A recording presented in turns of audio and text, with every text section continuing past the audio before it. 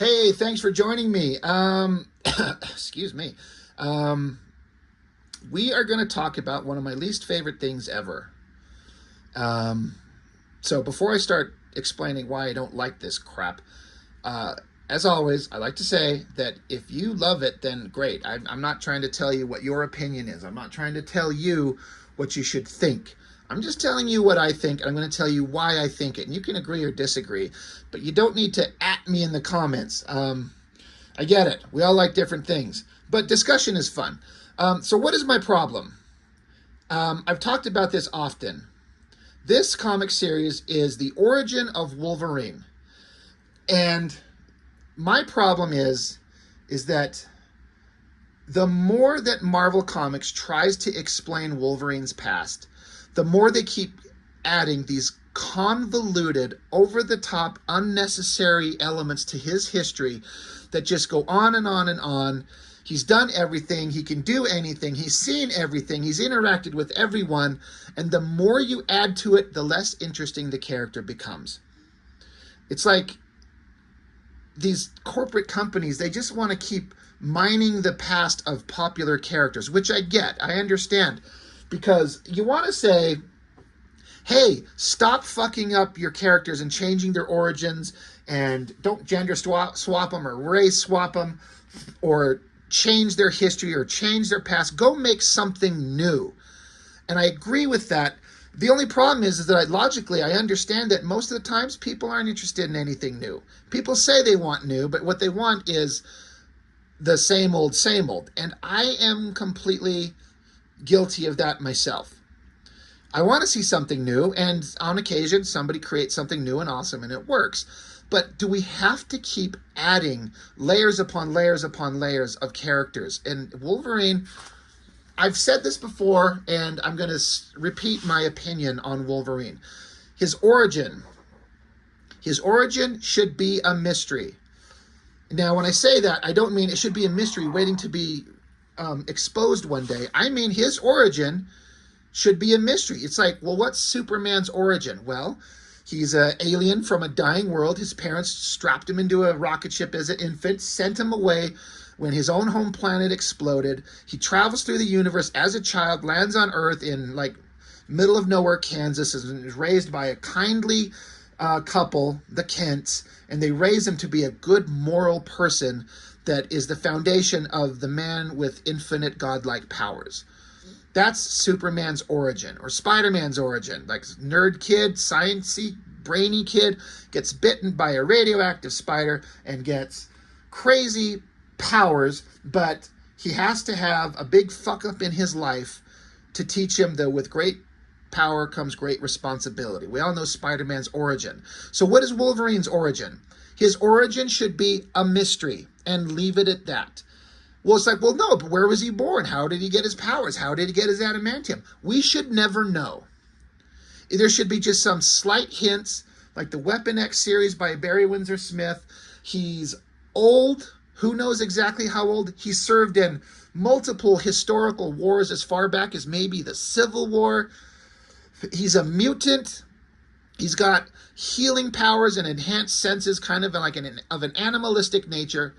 And at some point, the Canadian government grabbed him and did an experiment on him to interject adamantium into his bones, gave him claws, and turned him into like the ultimate like warrior.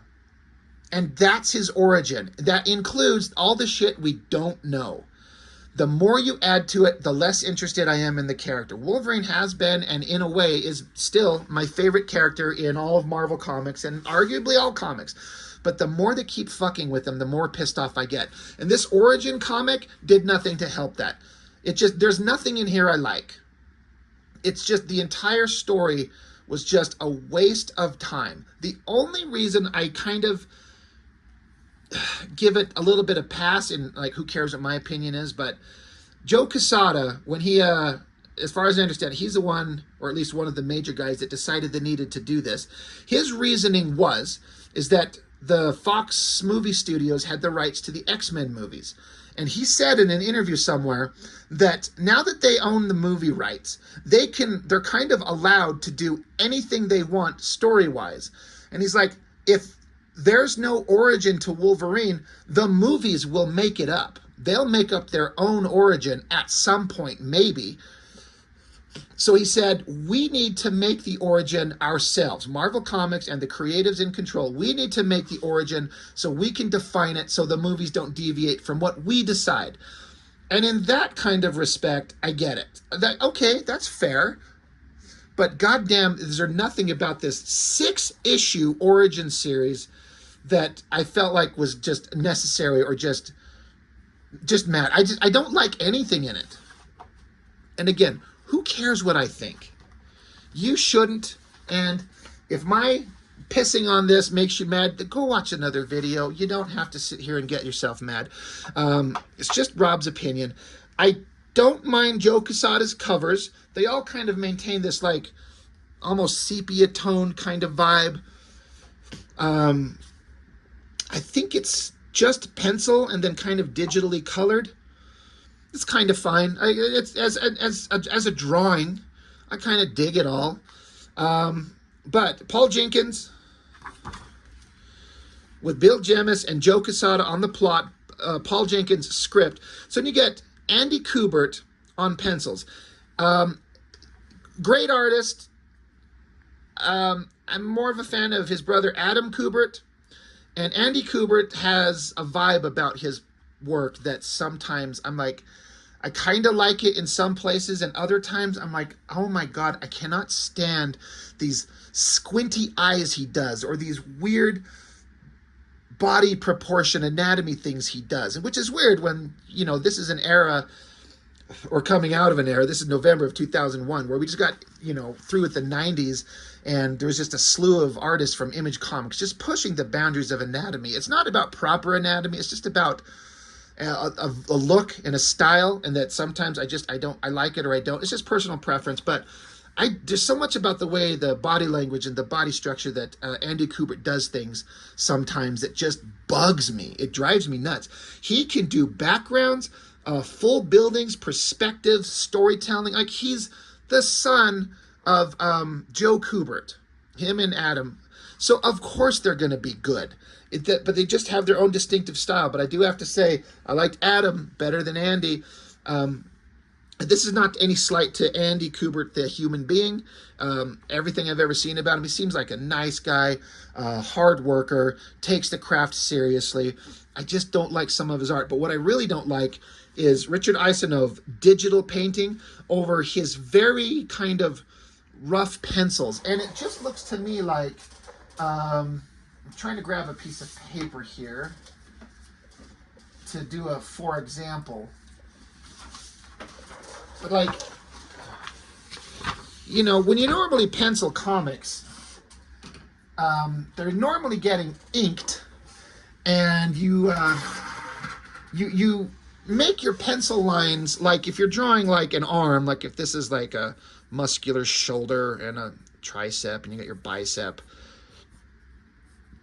You know, when you're penciling for an inker, you know, you leave solid black shapes so you can kind of indicate the shadows where you want things, and then you put in your lines to kind of show where you want cross-hatching at. Or you can take, like, if you want a shadow down here, you can just kind of put in a shape like that and just put an X and leave it like that. And the inker knows to put that black in, and then you can kind of put your cross-hatching lines in there and just add your details. You know, this is just a quick, stupid example. And that, you know, you don't have to necessarily fill this in, but a lot of artists typically do, just to kind of make it look like, so you can kind of understand what they're doing. But it gets filled in solid black. And then you get your fist in, you get your Wolverine claws on there, blah, blah, blah, blah, blah, blah. But this digital painting, there's a lot of places where it looks like he just took and, like, if he drew like a tree,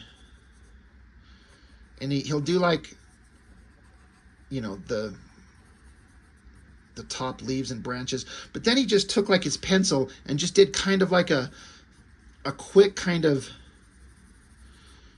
pencil shading, kind of like that, all over the place. Like, you can see up here like this, it may not show very well, but on the grassy kind of plains here, it's just a bunch of like flat pencil strokes kind of indicating the shades and shadows of things. The point that I'm getting at is that they're very rough pencils in a way. It's like I don't feel like these were left to be done by an inker, which is intentional. They're meant to give it kind of a, I think they knew they were going to go for a digital painterly vibe. So he's doing kind of like a side pencil light tone to give it like a light shade rather than putting in a heavy dark shadow indicating that will be a solid black. I hope all of this kind of makes sense. I'm not an art instructor, so it's kind of hard for me to find the words to explain what I'm talking about. But ultimately, I do not like the way this looks. Kubert obviously can draw. I mean, look, horses, buildings, period-appropriate attire. Like, he can draw it all. And the storytelling is great and clear. And the digital paints, I guess, are fine for 2001 digital painting. But by God, do I not like it overall. And again, it might look fine to you. I get it. It's just, it leaves kind of a, shall we say, a muddy look. It's just slightly unclear, slightly out of focus. There's another version of this where Joe Madureira did Ultimates Volume 3, which I've already reviewed all of those books. And it had the same kind of thing going on, and I hated it. It looked awful, where it just has this muddy kind of unfocused look, whereas his older work, especially on like Battle Chasers, was inked by some of the best inkers in the industry with nice solid blacks and beautiful cross-hatching and then great coloring. It just looks so much better to my eye. Like, do you see this shadowed figure here? I think you can kind of see how there's just these rough pencil strokes. And it's fine if this is going to be a solid black, but then it's just kind of colored in. I don't like it. You see the backgrounds with these pencil strokes here. I think I would probably enjoy this book more if it was just gone straight to pencil. Just the pencils and then maybe like gray tones. I don't know. It's just hard to say. I'd be curious to know what some of you think about this, whether you think I'm right or wrong, or you agree or disagree. As far as the story, it's set back. Does it give a year?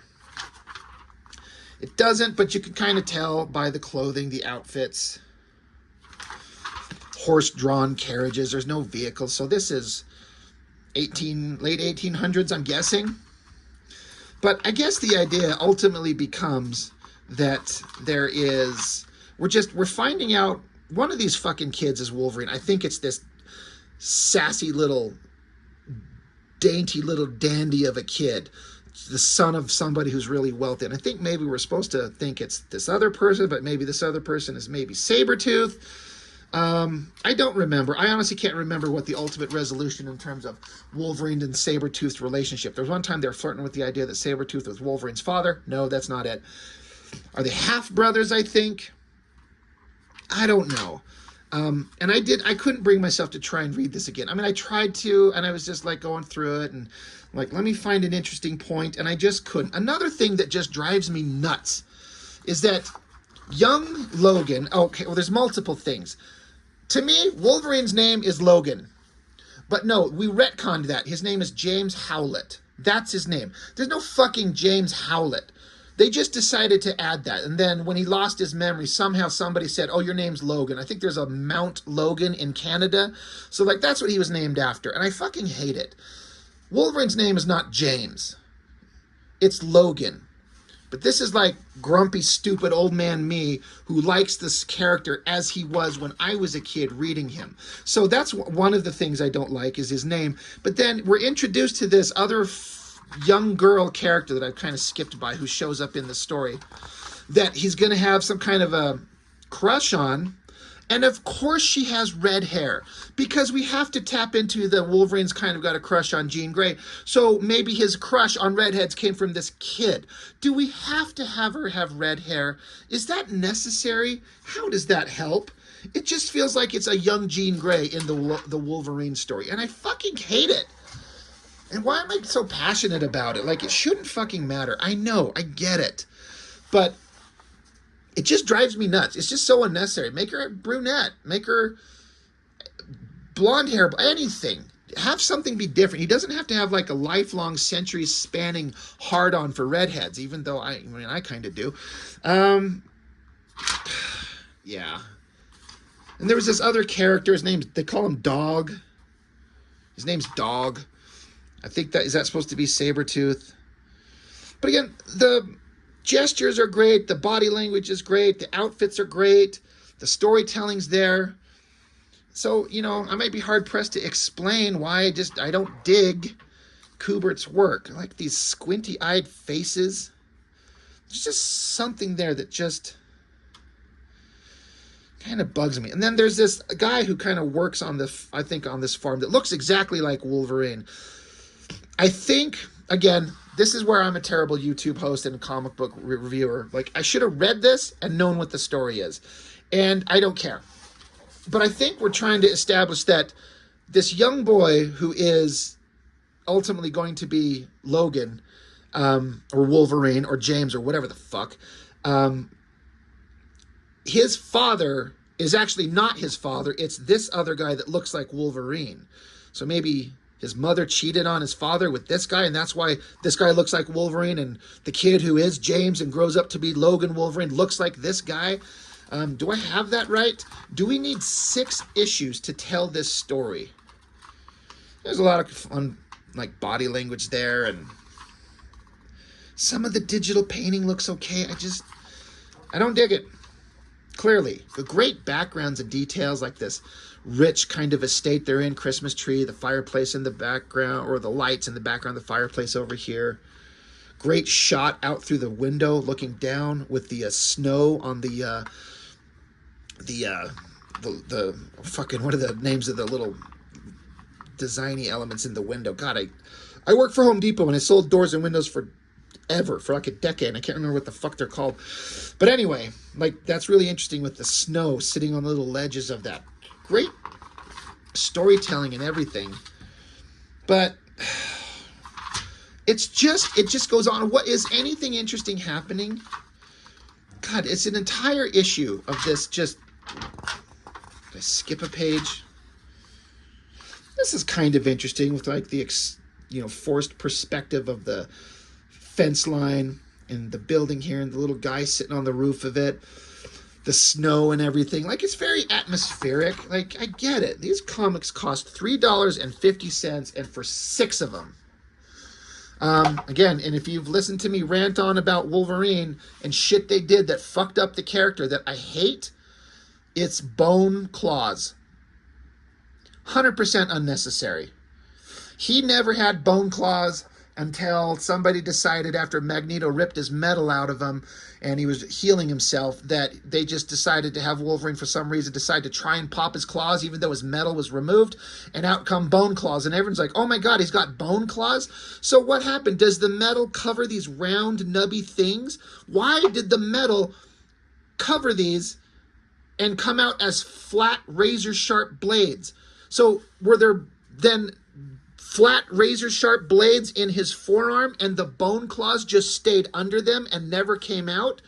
Where's the mechanical kind of components that it stores, houses, and ejects the metal blades? Like, that's like cyborg-type technology. And as far as Wolverine's origin, before that fucking bone claw thing was ever brought up, it was always just kind of understood that the Weapon X program put the claws in him with the mechanical components. They're like, if this guy can have metal on his bones, with his rapid healing, an indestructible skeleton, his hyper senses, and will put retractable, concealed, razor-sharp blades in his hands that can cut through anything. Like, what a great way to make a super badass of a character. But how does it coincide with bone claws? The metal's covering it, and then it's the bone claws coming up, but now they're flat blades? Or there's blades on top of the bone? It doesn't make any sense, and I hate bone claws. It just is stupid. So, these books just go on. Again, they're just all sitting around in these places. They're talking back and forth. There's drama, and it's going to go on for 6 fucking issues. Look, it's just more of the same stuff. Where is the excitement? Where is the adventure? Like, condense this down into a smaller story. Yeah, again, the coloring, it's like there are times when I like it and times when I can't stand it. So, man, these old video games. Murderous guy kills a dog.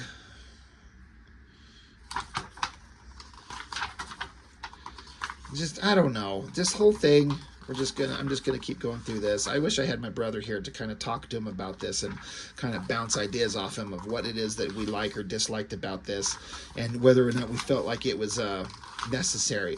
There's a big moment coming up here where the guy who I think is supposed to be Wolverine's father has got the gun to the guy that thinks he's Wolverine's father. I might have that completely wrong. Whatever went on, the bad guy's got the gun to his head and blows his brains out. Boom. And so little kid, James Howlett, sees, I guess he thinks that's his dad. He just assumes it's been his dad his entire life. And he watches him get his brains blown out. So he cries out at the body of his dad and runs up and gun to the back of his head. They fight, they tussle. And the Wolverine-looking bad guy, he's like, oh, wait, the kid just tackled me, and I'm bleeding out. How did that happen? James, what did you do? And James Howlett, he's sitting there screaming because he just hit puberty or enough to realize he's got bone claws, and he stabbed the guy to death, and he's screaming. Okay. There's nothing going on here that I like. And this is still only 3 of 6. Oh my God. There's some interesting design elements going on here. Page layout. That's kind of creepy there. The screaming head. It's like the rage that would become Wolverine. You kind of get the idea there. But he killed the guy. And like, oh, you're a weird monster. You got claws in your hands. Stay away from me. Okay.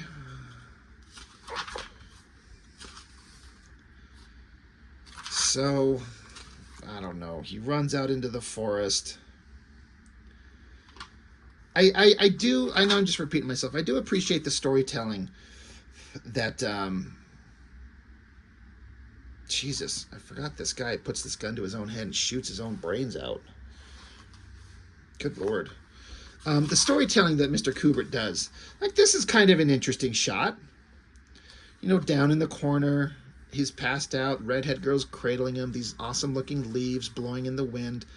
That's not bad, of course. That's interesting. I don't know if the coloring, it could be done differently that I think would look better. God, every time I feel like we see this guy, he's just standing there screaming. But Redhead Girl and James, soon to be Wolverine, they bond. I think they're gonna run off together and go find their adventures on their own, because of course they are. Jesus Christ, this 3 issues in, just talking. Okay. Book 4, right? That's a good drawing from Mr. Quesada. God, I just kind of want to get done with these books. I mean, I think you would get my opinion. I think you understand what I'm saying. I've given my whole big long spiel about why I don't like Wolverine's origin fucked with like this. Although I do, as I said, understand and appreciate that they had to do something before the movie studio decided that they were going to do something. I guess young redheaded girl's now grown up. So now she's like bathing in the river. And so she's naked, and it's hot. I like the drawing on all of these. God, I'd love to see the originals of these. These are all kind of really well-drawn, well-composed pages. I like the poor bloody deer as he's walking with the spear and finally just kind of drops down. Hot, naked redhead girl. Hey,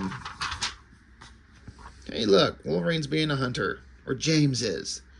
Like, that looks good. But yeah, as I was saying, you understand my feelings on this. And I don't... Is there an origin for Wolverine that I feel like I would be happy with?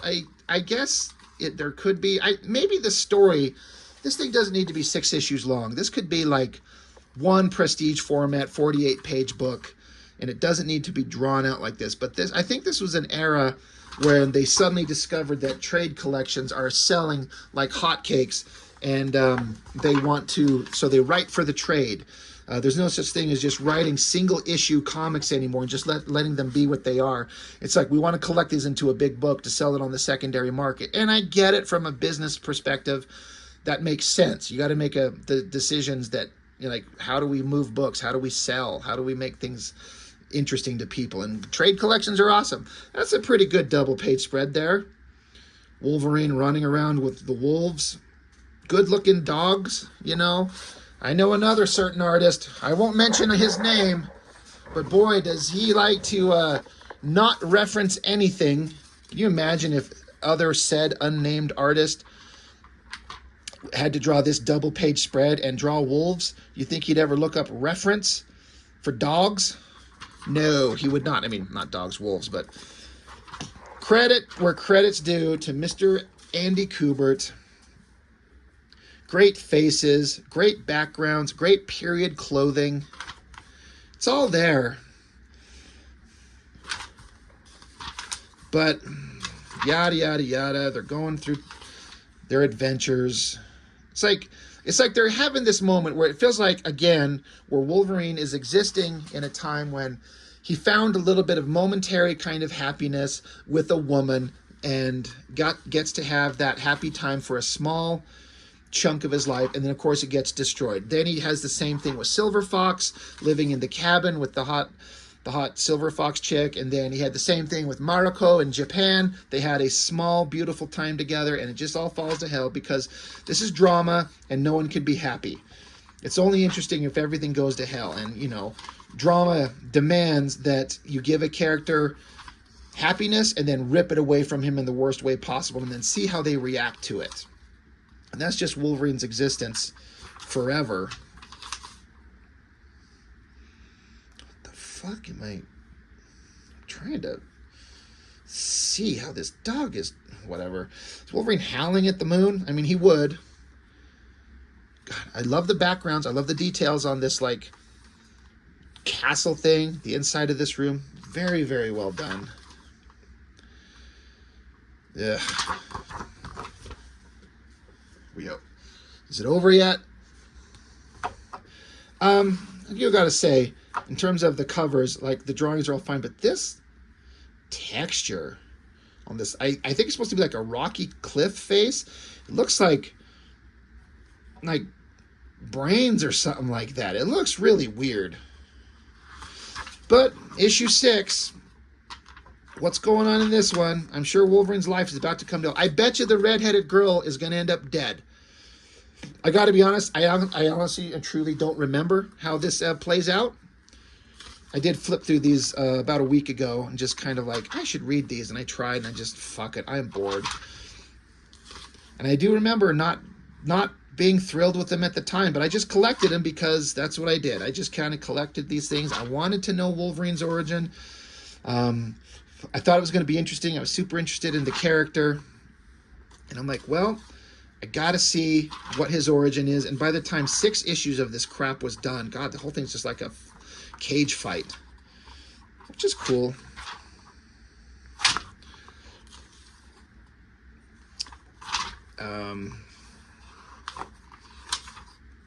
Yeah, maybe this guy's not Sabretooth at all. It's just, maybe I'm just forgetting that Sabretooth doesn't have any connection to this story at all. Oh yeah. Oh, right. There's a big brawl. Wolverine's got his bone claws out. He's gonna kill this guy whose name was Dog. He was a kid that was part of their group, and he's a grown-up man. And he's got his hands back. You know, he's got his arm cranked back for the killing blow.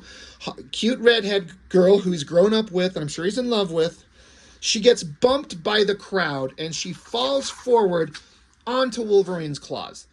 Now, it looks like it just stabs her in, like, the shoulder. Kind of like in the first X-Men movie when Rogue went to wake up Wolverine because he was jerking off in his room and she heard his grunts.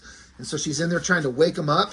And he, like, comes out of it. Yeah, boom! Stabs her right in it's like the upper chest, shoulder. Like, it wasn't a lethal blow, but for some reason, like, it's not her heart or her lungs or anything. It's her shoulder.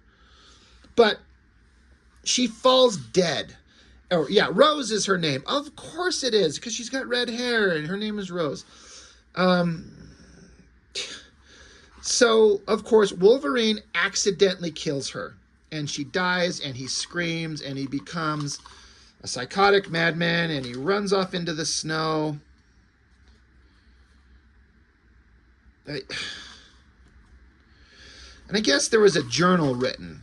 Maybe the girl was writing a journal documenting this, and this guy's just rummaging through their shit. So Wolverine runs off naked into the freezing wilderness with these wolves. And then there's this journal written, and this guy is ripping off their gold, and he takes the journal and throws it in the fire. So the history of Wolverine lost forever. That's actually a pretty good drawing. I like that book and the coloring on that. But I guess that's the implication, that she journaled his entire history, but it got burned, and it's done. That's Wolverine's origin. I did the worst possible kind of explanation of this story because, like I said, I just cannot bring myself to read it because it just pisses me off. It's unnecessary. I do not like it. Who cares what I think? No one could, no one should. But I just keep Wolverine's origin a secret. But that bottle has been blown open for decades at this point. And so my kind of rage and frustration about it is irrelevant, and who cares, because it's done, it's out there, and the character is just profoundly uninteresting anymore. It's just not, the mystery makes him interesting, and the more they keep digging into it, the less I care. So, I mean, I live in this fantasy land where, like, wouldn't it be interesting? What if Marvel, never happened, like, I'm not stupid, but in fantasy land, if Marvel hit me up and said, hey, do you want to draw an X-Men book or a Wolverine story? Fuck yeah, I do. All right, okay, write anything you want. I'm like, oh my God, this is amazing. What would I do? I don't even know anymore. Just the characters, all these characters just change. I've said this before. These big corporate characters, in my opinion, have a finite life in terms of a fan enjoying them, because you start reading them for a certain era, but if you stay with them long enough, somebody else comes along and they just reset and start from scratch and put the character through their paces that you've already seen them go through, or revisiting or regurgitating shit that's already been done better. And eventually, like, they keep ruining the character. I remember Frank Miller one time, long time ago, talking about how he couldn't read Marvel Comics anymore because the old classic characters that he grew up reading were like old friends, and they meant something to him, and he just sees Marvel just fucking him over and changing him into unrecognizable versions of them, and he doesn't want to see him do that. So he's like, well, I'm going to go make my own shit. And say what you want about Frank Miller, but I agree with everything he said. Like, and I think that's a good idea. Like, move on from the corporate characters and go make your own thing if you're like a creative type, writer, artist, whatever. And he went on to make some of the definitive comics of all time. Anyway, you know, Andy Kubert did great work, despite my, personal kind of frustrations with some of the things that he does. The digital coloring, I don't know that you could do it any better. I just don't like it.